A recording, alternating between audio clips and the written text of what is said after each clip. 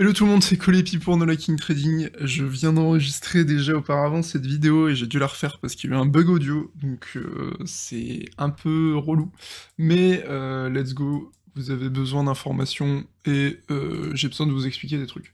Donc on va partir maintenant, analyse comme d'habitude, début de semaine, donc programme Bitcoin, Ethereum, et ensuite on passera aux altcoins que vous m'avez demandé sur le Discord, donc à savoir Solana et Avex. On checkera aussi le Nasdaq, ETH, BTC, tout ça, comme d'habitude.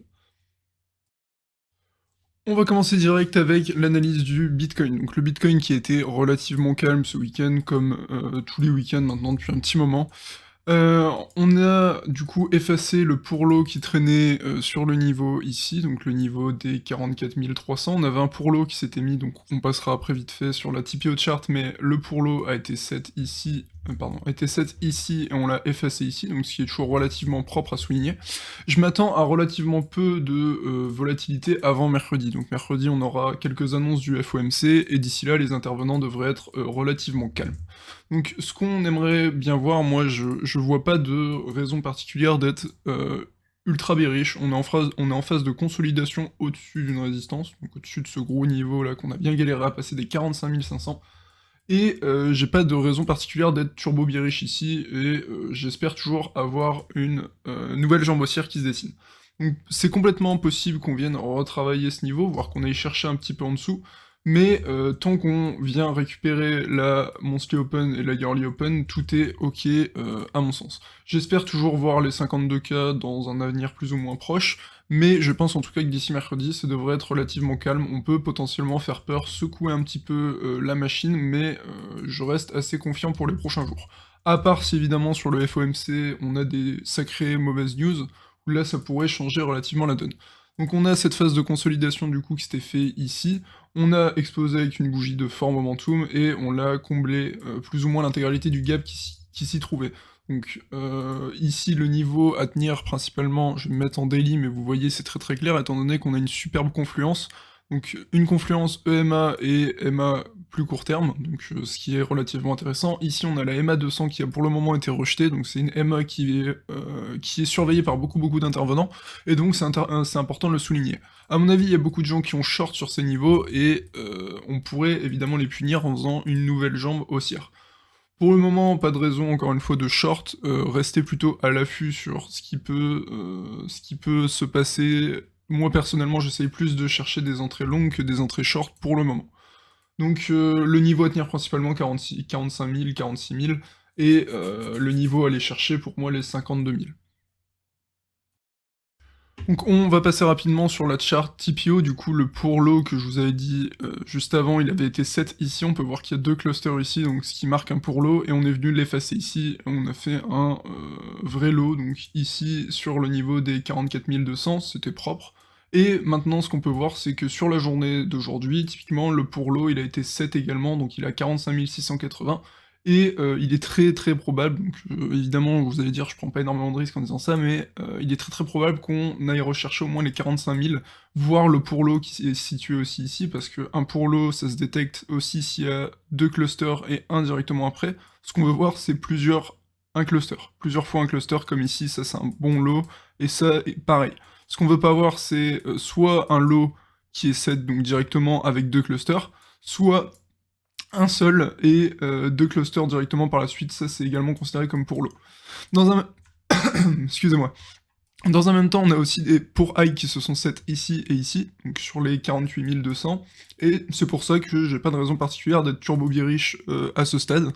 Donc on peut prendre le daily volume profile également. On aurait également une bonne zone d'exécution ici, sur les 44 600, sur les 45 000. Ça serait des très bonnes zones d'exécution, et ensuite pour les rechercher, pour ma part, les 48 200, tous ces niveaux-là, où on vient de voir qu'il y a des pour high qui se sont créés. On va maintenant passer au graphique d'Ethereum. On n'a pas énormément évolué. Le seul constat que je peux établir ici, c'est que ça fait quand même une sacrée paire de jours qu'on est dans un gros canal, dans un canal très haussier, et c'est clairement pas impossible qu'on vienne sortir un peu de ce canal. Moi personnellement, le niveau que je considère qui est absolument à garder pour une poursuite haussière, c'est le 3200 $. C'est le niveau un peu clé, on l'a beaucoup travaillé, on est venu le rechercher ici, le gap a été comblé. pour moi, c'est le gros niveau à tenir, et c'est le niveau, sur lequel on veut pas voir qu'on passe en dessous, et encore pire, un retest, et là, ça serait très, très baissier à ce moment-là. On a encore un peu de FVG à combler, on n'a pas encore été chercher les 3600. On est venu combler un peu de gap, donc typiquement, je pourrais un peu, hop, là, je peux faire ça, et contrôle, nickel. Là, il reste tout ce FVG à combler ici, donc on en a encore au-dessus. Donc si on arrive évidemment à bien passer, à bien compléter cette zone, on peut ensuite réfléchir au prochain gap, donc qui se trouve d'ici à ici, hein, globalement, il y a une mèche ici et il y a une mèche ici. Donc on va dire que le prochain gap se trouve ici. Donc déjà pour moi, ce qui a comblé et passé, c'est 3600-3700. C'est le niveau, il reste pas mal de FVG, et pour le moment, on a plutôt bien rejeté dessus. Donc le graphique est assez clair, assez lisible, je trouve, sur Ethereum, et aucune raison, encore une fois, d'être turbo bearish non plus, tant que les 3200 n'ont pas cédé, il n'y a aucune raison d'être vraiment, vraiment bearish au sujet d'Ethereum. On va maintenant passer au ratio ETH-BTC qui lui est extrêmement propre. On est venu dans une seule bougie journalière exploser donc ce niveau qui servait de résistance depuis un petit moment et le point pivot dans le même temps. Donc maintenant ce qui pourrait être intéressant de surveiller, ça serait un retour sur ces niveaux, donc sur le point pivot ou sur le point of interest pardon, qui se trouve ici. Il faut impérativement que ces niveaux tiennent, donc vous pouvez considérer que si on marque un lower high dans ces niveaux, c'est très très propre et on a de fortes chances ensuite. Donc soit vous attendez qu'on vienne chercher ces niveaux, et une fois qu'on sort, là ça peut être intéressant d'entrer, soit vous essayez, comme on dit, d'attraper le couteau qui tombe. Moi personnellement je préfère toujours prendre un mouvement qui est déjà lancé plutôt qu'essayer de attraper le bottom. J'essaye de maximiser mes probabilités de réussite, mais ça dépend toujours de comment vous jouez. En tout cas le graphique d'Ethereum est très très propre, et on a bien marqué un higher high. Donc ça c'est ce qui est toujours intéressant de savoir, la tendance a changé et on aimerait maintenant marquer un higher low. On veut évidemment pas voir céder ce niveau des 70 000 Satoshi, on veut pas voir trop longtemps en dessous du moins, et je pense qu'on a fait à peu près le tour pour le ratio ETH-BTC. Donc le Nasdaq qui est également très très important à surveiller, j'ai déjà expliqué pourquoi, on essaye de pas mal le suivre, en tout cas sur BTC, le BTC suit beaucoup le Nasdaq, donc c'est pour ça que j'essaye toujours de le garder à l'œil. On a eu un super rejet du coup sur la MA200 qui se trouve ici, donc là vous voyez c'est la MA200, la confluence des nous a offert un super beau rejet, et maintenant le niveau qu'on veut voir absolument conserver c'est les 14 600, 14 500. Donc c'est en plus d'être un niveau horizontal, donc vous voyez qu'on a travaillé ici, ici, ici, ici, enfin bref c'est un niveau qu'on a énormément travaillé, et en plus de ça on a une superbe confluence de multiples SMA, pardon, et par conséquent, pour moi, c'est très clairement le niveau à conserver pour le moment. On veut évidemment le voir haussier, le Nasdaq, quand on trade les crypto-monnaies, parce que il nous drive pas mal. Donc je dis pas qu'il nous drive tout le temps et qu'on est toujours corrélé à lui, mais en tout cas, c'est un indice à surveiller, et personnellement, j'aimerais qu'on évite de faire céder les 14 500. On va maintenant passer aux alts que vous m'avez demandé sur le Discord de Liking Trading, donc évidemment si vous l'avez pas encore rejoint, je vous invite à le faire, vous trouverez le lien dans la description. Donc le sol qui est dans une configuration très très haussière, on a bien smatch du coup cette résistance, ce point pivot qui se trouvait ici et qui était particulièrement intéressant de surveiller. Si vous êtes rentré en amont de ce point important et que vous n'avez pas encore pris de profit, je vous recommande quand même de le faire. Donc on peut essayer de prendre ses profits sur ces niveaux-là, et attendre qu'on marque du coup un higher low sur ces niveaux pour re-rentrer et profiter, enfin éviter de perdre de l'argent sur toute cette descente. Parce que après un rallye comme celui-ci, il est cohérent de faire une petite correction du moins. Donc en plus de ce gros point pivot, on a une confluence de multiples EMA, donc que vous voyez ici, qui est très intéressante à souligner, et ça renforce le côté qu'il faut vraiment faire tenir ce niveau des 120-125$. C'est le niveau prépondérant pour qu'on ait une continuation haussière sur sol. Cette continuation haussière, elle pourrait nous amener dans un premier temps sur les 160, niveau de FVG, au-dessus de... Enfin, niveau très très important évidemment à tenir, et enfin à aller chercher plutôt, à combler.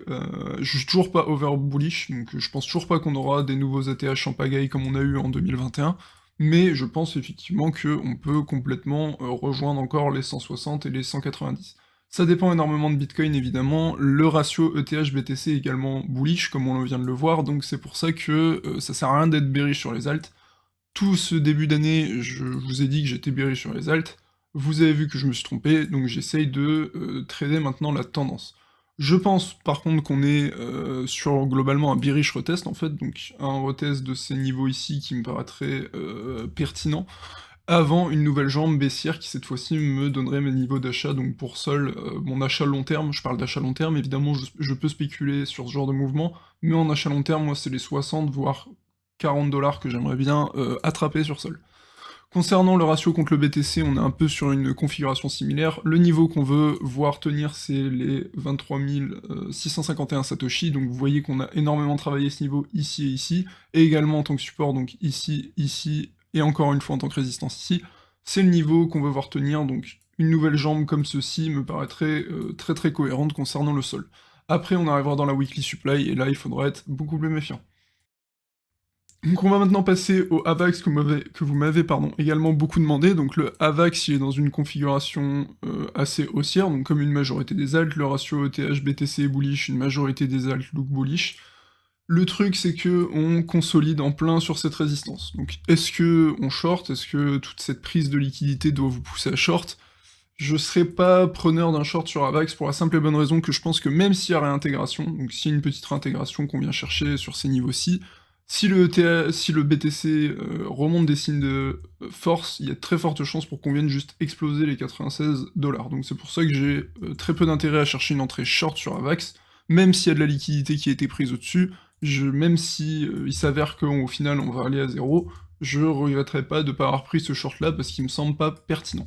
Donc on a par contre ces niveaux à tenir ici, donc vous voyez on a une belle confluence de EMA ici, c'est EMA 10, 20, 30, EMA 10, 20, 30 pardon, et on pourrait s'attendre à une jambe baissière ici, qui marquerait du coup un creux qui est toujours plus haut que le précédent, dans les EMA, et ça me paraîtrait complètement pertinent pour une continuation haussière de AVAX.